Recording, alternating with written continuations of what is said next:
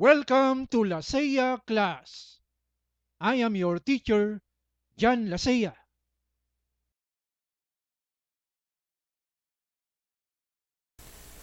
Ladies and gentlemen, my dear participants, welcome to Video Editing Seminar. In this activity, we will learn how to crossfade for smooth transition between one video to another. On the File menu, select New or press the keyboard shortcut Ctrl-N. At the center of the shortcut environment, on the New Project panel, click the Project Folder button and browse the folder where to save this laboratory hands-on activity number 3. I select Local Drive Drive C and locate the folder Video Editing Seminar and then click Select Folder. Next, type the project name Crossfades and click the Start button. Next, on the toolbar, click the Open File and locate and browse the folder Recorded Videos and select the file robotarmkit.mp4. robotarmkit.mp4 and then click Open button. These are the parts of the robot. I click the pause First, this playback. is the gripper hand. Next, I drag the preview video and drop to the timeline. After you drag and drop, you need to wait the video to appear on the timeline. Next, on the timeline, click the Zoom Timeline Out or press the minus key. This is the Zoom Timeline Out. If I click it, it will scale the video to small in length. You can click the Zoom Timeline In, which is this button, or press the plus key to scale the video to a longer length.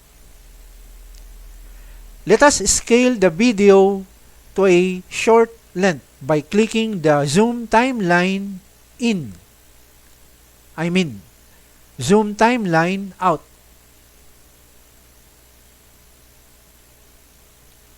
I think that is enough. Next, on the toolbar, click the Open File and locate and browse the folder Recorded Videos and select the file robotarmkit. robotarm.mp4.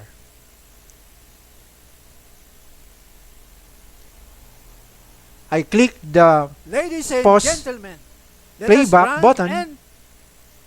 Next, let us drag the preview video and drop to the timeline.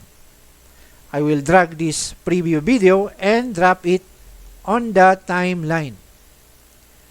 And wait for that video to be appended to the first video on the timeline.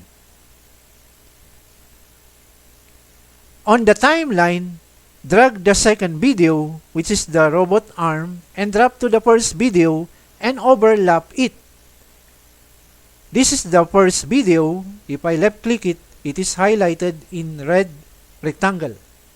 This is the second video. I left click it and it has a red rectangle around it. Let us drag this and overlap to the first video. I think that is enough. If I release now the mouse, it will create a crossfade like this. I left click on this part of the timeline to position the timeline playhead so that we can see if I play back the effect of a crossfade. So let us click the Start Playback to play the video from that location of this vertical white line called the timeline playhead. Next we have the main shop. We have the elbow The support. effect of the crossfade is called Next, we have dissolve, the bearing and bearing supports. that it will transition from the first video to the second video. I will click the pause playback, and we can change the way how it crossfades. To do that, I click this crossfade overlap area, and then a red rectangle around that indicates that it is selected. The next step is on the toolbar, click the properties button, which is this button, or you can also click the properties button located above the timeline. I click the properties on the toolbar. On the properties panel located on the left, click the video combo box or drop down button to change the video transition effect. As you could see here, the default transition is dissolve. I click this drop down button and then select a video transition effect. For example, I will select bar horizontal.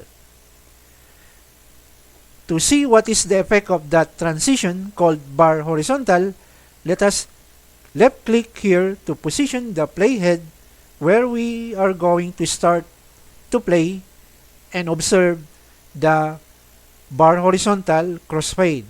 So let me click now the start playback button. Next, we have the main shop.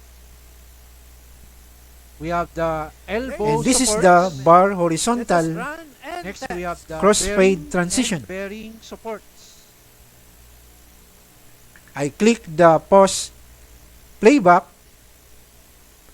and we can go back to the properties and test another video effect transition. Let's say, for example, I will select iris circle. I left click here once again before the crossfade, and then click the start playback. So we have the main shop. We have the elbow support. And this is the iris circle effect. Bearing and bearing supports. I will click the pause playback and go back again to the properties and select another video transition effect for the crossfade. For example, I will select barn door horizontal. I left click somewhere here before the crossfade to position the timeline playhead, and then click again the start playback. We have the main shop. We have the, and this is the barn door horizontal effect. Next, we have the bearing and bearing of crossfade transition.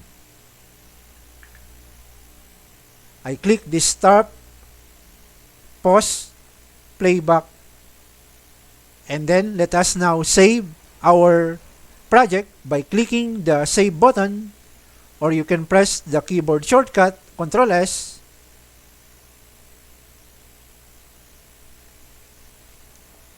That ends our activity. I hope you followed the steps on how to perform a crossfade smooth transition between two videos. Thank you for watching. That ends our topic for today. I hope you are inspired in my class. Thank you for watching. God bless us.